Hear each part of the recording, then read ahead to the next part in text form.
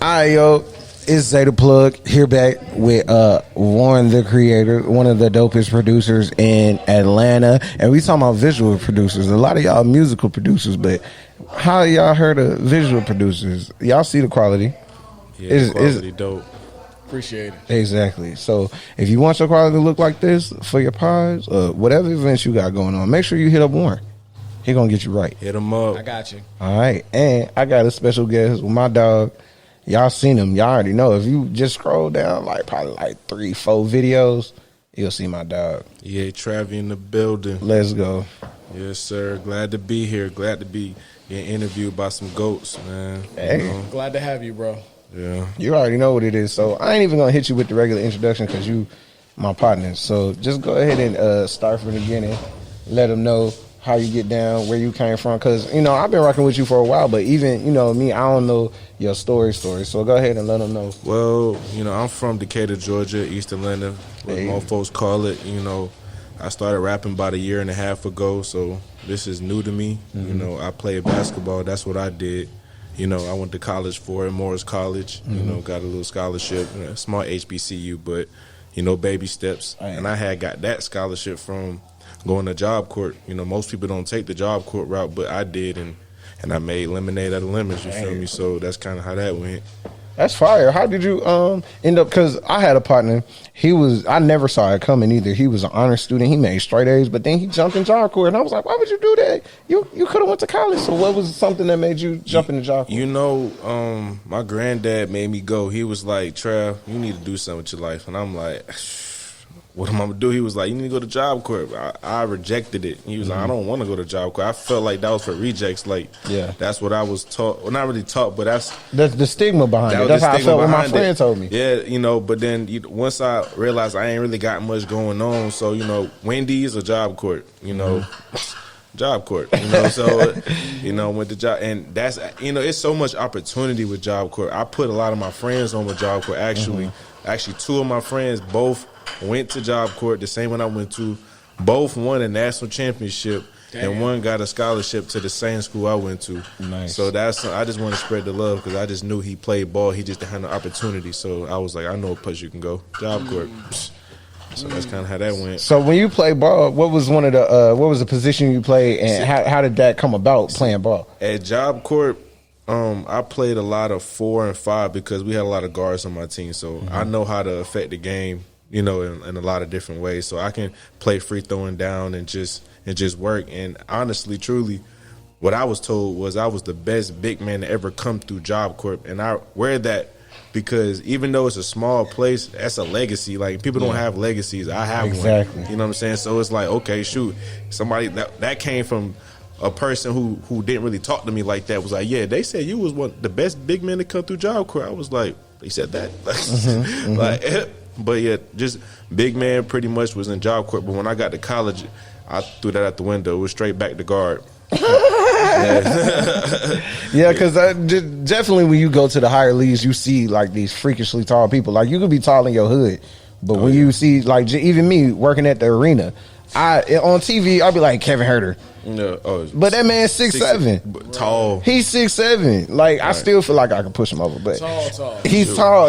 And so then, how did you because I watch you ball, watch your ground, follow you. So and you coach as well. So how do you mix that in with the rap? Because I think I was around when you first started rapping, and I've seen your growth. You definitely have grown a lot. It's crazy because with basketball, I tore my meniscus in both knees and lost. And really, my knees were really damaged over time. So I had to stop trying to play basketball competitively, for a little minute. And that put me into depression because if you're an athlete, you start from here. And then your knees bring you down, not your skills, but your knees. That's a whole different type of mental. Most players be depressed. Like, who in the NBA, if they get hurt, they be depressed. Kind of like your body fails you or something like that. Man, I was depressed. I ain't gonna lie to you because I really felt like I still got what it takes, but my knees won't let me get over the hurdle, you know what I'm saying, to really take it far. So that's when rap came into play. I had never rapped before. I had never wrote down the lyric. I never tried. I say, I'm gonna just do it because I can't hoop the way I want to. I need something to get this off my mind. So music came into play, and then that's when I met Zay, But this was like, I want to say 2 years ago going on. That's crazy, right? Yeah, Almost exactly. 2 years ago going on. Just starting to do music. And I wasn't that good when he first met me. I ain't gonna lie to you. When I seen the interview, I was like, yeah, I need to get right. I loved it. I was like your biggest hype man. I was like, go. It wasn't go. enough hype. Travi is he's a big commentator on myself, so I was like, yeah, Trav, that can't happen again. But yeah, I came a long way though, for real. So, you know, I'm just glad music getting better, because I actually won that little last contest TKN had. They had a little contest a couple months ago. Won that, you know what I'm saying? So that made me feel good about music. Like, I can win a contest. And one of the first projects I did with you, I was fortunate enough to like do a video for you. But now, even looking back, like just growing together and understanding together, I'm like, that shit is beneath me. I could have did way better. I could have did more stuff. Right. So just understanding at the beginning that your shit was good. You and your partner Vaughn, shout out Vaughn, his shit was good too. So I was just like, y'all motivated me to take it more seriously, because when y'all caught me, same thing like your rap. I was in the beginning stages of being a host, of being in front of the camera. My whole life I had been behind the camera.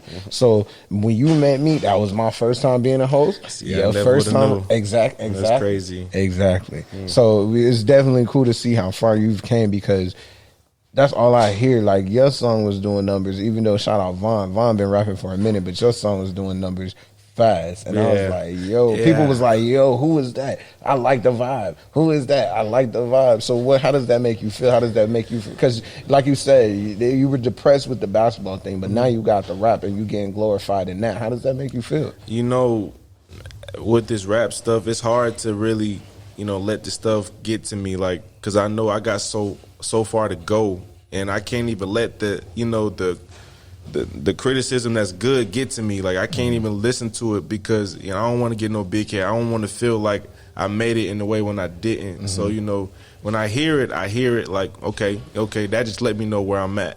And I kind of have to keep it that way, because I think Desi Banks was like, you got to control the praise, you know, and the negative talk. You know, you got to find a balance between that, because most folks, you know, they love to glorify it, right? But then as soon as somebody say, hey, that's trash, it break their heart, because they can't even balance. It's crazy. Like, I heard Gary Vee say the same shit. You can't listen to neither one. You can't listen to the praise. You can't listen to the fucking haters. You just got, just like you said, you got to keep a balance, because if it can sway you one way or the other, right, like, you're not listening to yourself, bro. Right. Yeah, for sure. Yeah, that's I gotta look at that way, because people shake my hand like, yo, you got bars, you know, like, yeah, because, you know, in the style I'm trying to go in, a lot of people don't do it, you know, so that's another hurdle I have to go on, other than just trying to make it. I have to make what I do that people don't do, like, you know what I'm saying? So that's always a challenge, but I'm up for it. I love a challenge. I treat it like basketball, so, you know, I'm hungry, so, you know. So when you started, like, what was the expectation? Like where was you trying to go? Like, did you set a goal for yourself, or you said, I'm just gonna rap just to rap? You know, when I first started, I was like, let me see if I can write. That was like the first thing, because I knew that I'm stepping into the what I was trying to do. I knew that I'm stepping into really deep water right now, because lyrical rap, you can't be trash, or it's gonna really show. So I'm like, okay, let me see if I can write it down and say it, you know what I'm saying, and put my thoughts on paper and say it, you know what I'm saying. So I started that, and then once I felt like I was good enough to do that, and that took like a month of just, okay, writing, okay, now I got that down packed. So then when I went to the studio, like another month later, then I realized, oh, I can actually record, you know what I'm saying. So, okay, I can really do something with this. You know, I hopped on the track, one-taked it, even though I wasn't that good, but I one-taked it, knowing that, you know, that showed me I can do it a little bit. And then when I knew for a fact with the music I'll be right when I dropped Notebook. Now, it's an old song, but that's what I felt solidified me, because that took me to places just as far as, like, people knowing me around my city, like, oh, yeah, Travi rap now. That Notebook is hard. People tell me even to this day, yo, that Notebook is hard. You know what I'm saying? Put that on the album. I was like, nah, it's old, but it's still hard. You know what I'm saying? Once I did that, then you gotta have them singles classics, and then as you go, when they ask for them, then you'll throw it on something. Right. A lot of people, and then a lot of people wanted to manage me, like, off of the songs like that, you know. And that also solidified me too. People who didn't know me or didn't really believe that I can really rap until they heard that, they was like, oh yeah, I can manage you. you know, I could take you to the next level type stuff. So that's when I kind of figured like, okay, but then like, so that it was levels. I didn't really make that decision until down the line to really pursue rap because I'm not finna embarrass myself. Because like one of the trends that I'm following right now is like, and I really started. Well, I mean, I've been paying attention to it, but like what really started making me pay attention is like Nip. Like Nipsey, he was just like an entrepreneur growing his rapping skills and his entrepreneurship at the same time. Is that something? Is that kind of a blueprint that you're looking at, trying to figure out how to be a better businessman along with being a better rapper? You know, that's actually facts because I have a brand EA Travi, and I actually got a logo too that I've been working on, and I want to get different designs and stuff and really push the EA Travi brand. Like that's been already, you know, decided. Like I'm gonna push this brand. I was gonna pay to solidify my name. That somebody can't take it so I can make money off of it. That's also, I actually like Nipsey because the Nipsey, his blueprint is not for everybody. You know what I'm saying? Like not everybody can take that route and be successful. A lot of people will fail because you're not trying to make a one song and go. You're trying to get, you know, solidify a career. You know what I'm saying? Marathon, bro. You know what I'm saying? There you go. It's not a race. It's a marathon. You feel me? Yes, sir. But yeah, I do follow Nip a lot. Nip is one of my favorite rappers. Nowadays, and it's crazy. It takes for some people to leave this earth to really feel their music. But then that's honestly, and actually, I didn't start listening to him before, you know, when he died. It was really a couple months before he died. He was bubbling like a few months before that happened. I couldn't. So when he passed, it wasn't his music that made me like really start checking in. It was like I found out that he had like a co-working space. I found out like all the shit he was doing in his community. Yeah, I was like, this motherfucker smart as shit. Like he been talking. And then I was just watching his interviews. I'm like, all right, let me start listening to the music. But then when he died, it was just like, damn, I don't want to hear that shit. Yeah. Right. Because now it's gonna put you in the spot. Like, and then I heard Victory Lap. I'm like, what the fuck? Like, I was part of the problem. I was part of the people who didn't fuck with him while he was alive. And it's like I'm gonna always feel some type of way about that. But it's like I don't think you should because I mean he would probably tell you himself, like, even though he felt like his music was a certain way, but it wasn't until he made a certain type of music where it got people like us, you know, involved, you know what I'm saying? But he was also always speaking on the radio, like, because you will catch his clips, you know, through our Instagram and YouTube. You know, he be on the radio stations and he spit that gospel. So that's probably why he'll be known for that more than his music. And then his music got better than me.